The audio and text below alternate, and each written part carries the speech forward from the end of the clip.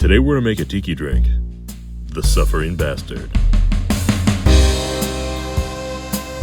For this drink, you're gonna need a Collins glass, a measuring cup, a fancy toothpick, a fancy straw, a cocktail shaker, a cutting board and a small knife, and optionally, a swizzle stick.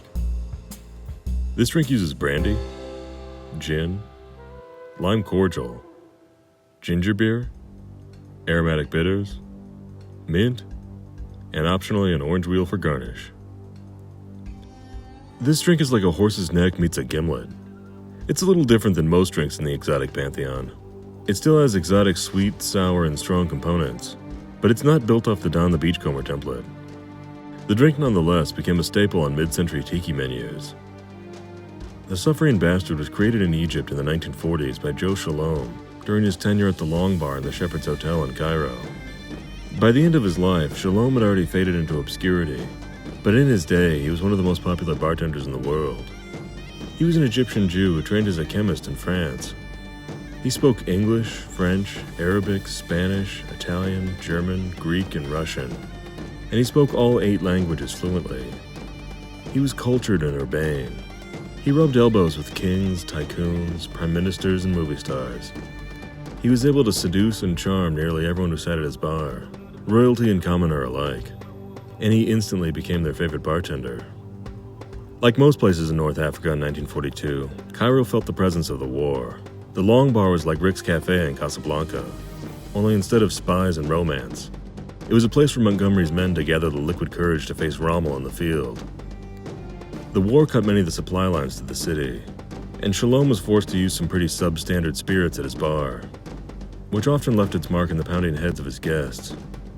Enter the Suffering Bastard. Scialom created this drink in the time-honored tradition of the corpse reviver as a hangover remedy.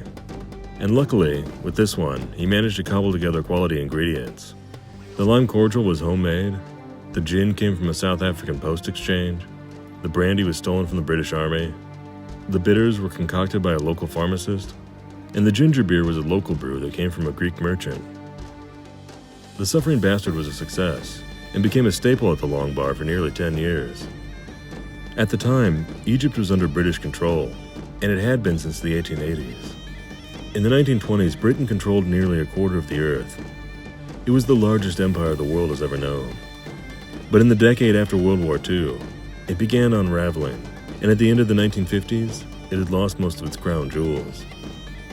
So the combination of Britain losing its hegemonic grip over its empire, as well as the excesses and ineptitudes of the puppet king Farouk I, were enough to push the Egyptians over the edge. On January 26, 1952, Egyptian revolutionaries took to the streets, targeting symbols of British oppression and occupation. Being a haven for British dignitaries and other elites from around the globe, the world-famous Shepheard's Hotel became one of the targets. The century-old hotel was burned to the ground.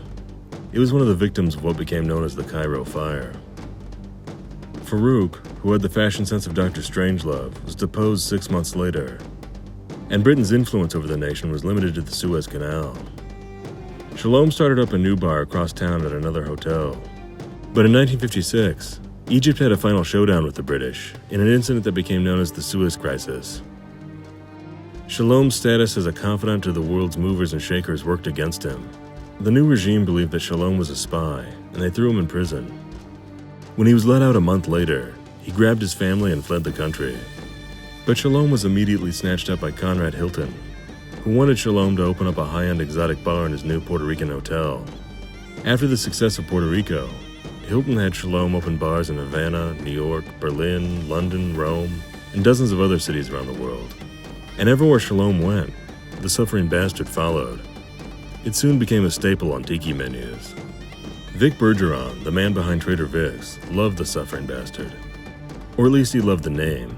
Vic took the name and applied it to his own drink, essentially a Mai Tai with an extra ounce of rum. He served the drink in a specially designed mug he called the Suffering Bastard mug. As if tiki recipes and origins weren't confusing enough, Vic had to muddy the waters with this. But Vic wasn't the only one. Scialom too made a couple of variations on the drink. The dying bastard added bourbon, and the dead bastard added bourbon and rum. Also in the 1970s, Scialom renamed the drink the Egyptian 75. Not to mention that some places would change the name of the drink to the Suffering Bar Steward, or the Suffering Bee, or other similar variations depending on the delicacy of the clientele's sensibilities. All of this obscured the Suffering Bastard, and for several years its origin and actual recipe were a mystery. But luckily for us, Tiki historian Beach Bum Barry was willing to do the heavy lifting. He was able to unearth the story of this drink, and of Shalom's life and career. Barry dedicated a large chunk of his book, Potions of the Caribbean, to Shalom. There's a lot of great history in the book, including more about the fascinating life of Joe Scialom, who always seemed to be at the intersection of world-altering events throughout the 20th century and the 21st. And his story alone is worth the price of admission.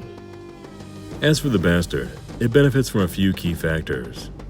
First and foremost, the lime cordial, which is best known for its supporting role in the Gimlet. Barry's reprinting of Shalom's recipe called for Rose's lime juice, but it's made infinitely better by the 12 Bottle Bar's homemade lime cordial. The recipe is definitely worth the effort. And besides, the drink was originally made with a homemade cordial. The other key ingredient is the ginger beer. To make it the way Shalom intended, it really has to be spicy. If the ginger beer you have on hand isn't spicy enough, just add a 1/4 ounce of ginger syrup. And if the ginger beer you're using is really citrusy, ease back on the lime cordial a touch. This is my favorite version of Shalom's Bastards. The others obscure the flavor of the booze. So if you don't like the taste of brandy or gin, you might like the Dying or Dead Bastards better. But the Suffering Bastard has the best balance of flavors, and it deftly showcases each one. Its precision is a testament to Shalom's background as a chemist. And although I can't vouch for its effectiveness at curing your hangover, it certainly makes for a great drink to start off your evening. Let's start by chilling our glass. Fill it up halfway with ice and set it aside. Then prep your garnish. Slice off an orange wheel and spear it on your fancy toothpick. Next, measure an ounce of brandy. Add that to the shaker. Measure an ounce of gin. Add that to the shaker. Measure half an ounce of lime cordial. Add that to the shaker. Hit it with 2 dashes of Aromatic Bitters. Add ice and give it a good shake to chill it down and give it some dilution. Then strain the contents of your shaker over the ice in your Collins glass. Top off the glass with approximately 4 ounces of ginger beer. You're going to want to keep as much carbonation in the drink as possible, so no need to measure it. Then drop in your orange wheel and work in your swizzle stick, mint, and fancy straw for garnish. And there you have it, an exotic highball, the Suffering Bastard, Okole Maluna. Click here for more videos. Be sure to subscribe, and check us out on Facebook, Twitter, and Instagram. For links, more info, and the printed recipe, check out the description below.